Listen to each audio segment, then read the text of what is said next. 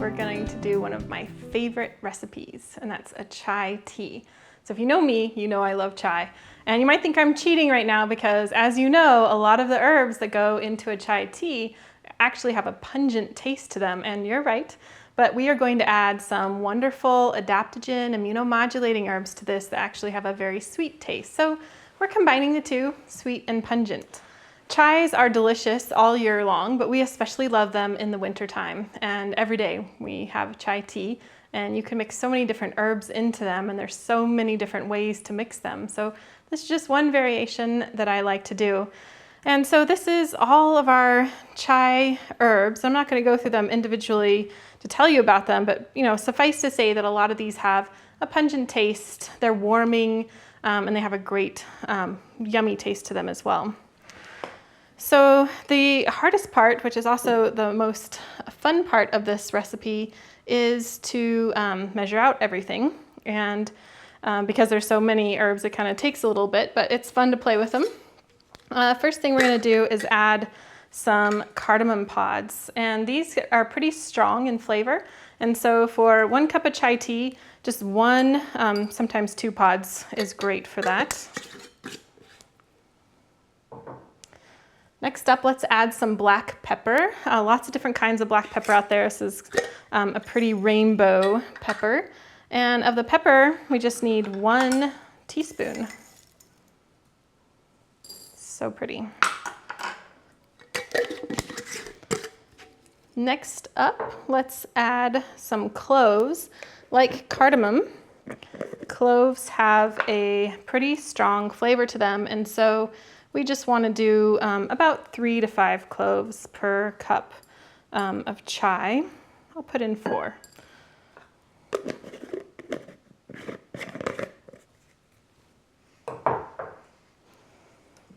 Cinnamon features prominently in chai. And for this, we're going to add a whole tablespoon. You could throw in a whole cinnamon stick if you wanted. I like to buy the chips like this and just measure out. So there is our tablespoon of cinnamon. Another herb that gets featured prominently within chai is ginger. And for ginger, we're going to do 2 whole tablespoons.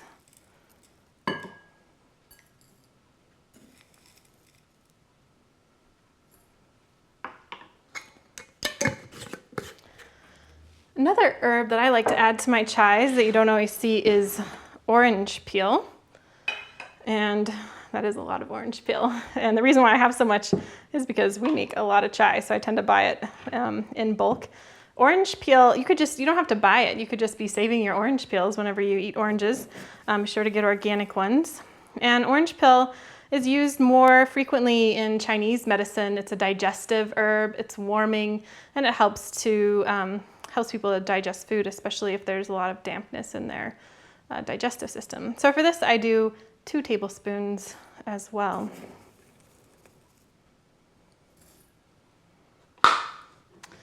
All right. Next up, we have our allspice berries and about 3 to 5 allspice berries as well. So this is our chai herbs. They're warming, they're spicy, and they're really delicious. So moving on to our sweet herbs. First up is codonopsis root, and I love codonopsis root. Sometimes it's called poor man's ginseng. Has a lot of the same properties as ginseng in that it's an adaptogen. It helps the body kind of deal with stress more readily. It's a little less warming than ginseng is, and it's considered to be more of a blood building type of remedy, but it's called poor man's ginseng because it costs a lot less than ginseng does. So with this codonopsis, we'll do another 2 tablespoons. And again, this is our sweet portion, and if you just took some codonopsis root and chewed on it, it's very sweet. It actually has quite a sweet taste to it. And the next herb is another one of my favorites, Astragalus. If you twisted my arm, maybe I would say this is my favorite herb of all time. And Astragalus root is often sold in these slices. You can get it cut and sifted as well. If you buy these slices, then I like to put about 10 to 15 slices into my chai. Do I count out 10 to 15? Not really. I just kind of do this. It's hard to overdo it on astragalus. It's an herb that we take in pretty high quantities in order to see the best effects.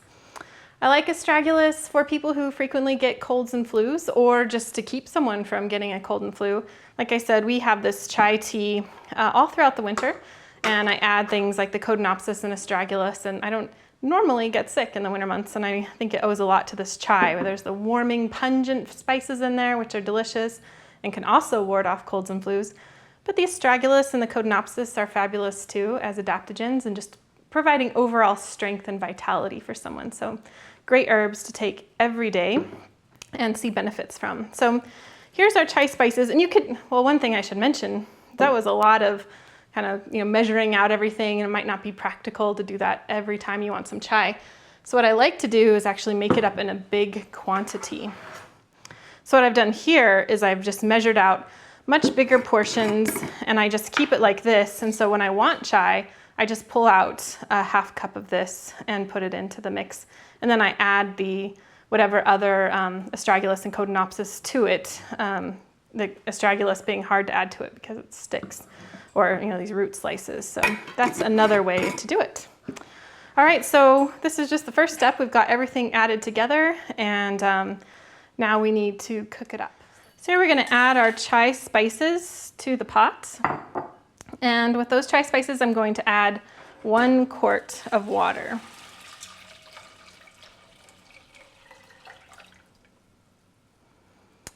So depending on how spicy you like your chai, you could add a little bit more water, a little bit less water.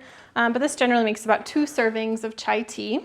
And what I'm going to do is I'm going to bring this up to a boil, and then I'm going to reduce the heat until it just simmers. And I'm going to simmer this for an hour.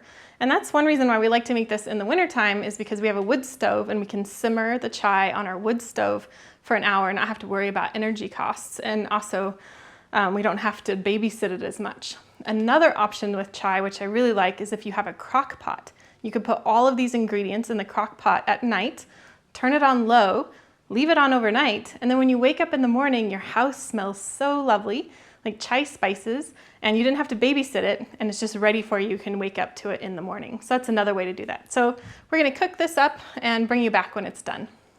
All right, this has been simmering for an hour, and this place smells delicious. So next up, nice steam, is straining it off. And I'm going to warn you, I normally strain this off in the sink because it always kind of seems to dribble a little bit, but hopefully it'll behave for the cameras here. This is really how I do it. I just have a strainer, measuring glass like this. And nice. I'm seeing a lot of goodness in there, and it just smells heavenly. From here, of course, you can just transfer it to your favorite mug. And some people like to put some kind of milk or cream, whatever you like to have, almond milk, whatever, in it, and that's nice. And a lot of people put honey in their chai, but like I said, this is for our sweet taste, and I think you're going to find that with the codonopsis and the astragalus that it is actually quite sweet. So I never add any additional sweetener to the chai. That's all I need. So that's chai. Again, we drink this every day. I think it helps us, keeps us from getting sick in the wintertime. Plus, it just is really darn tasty. Enjoy.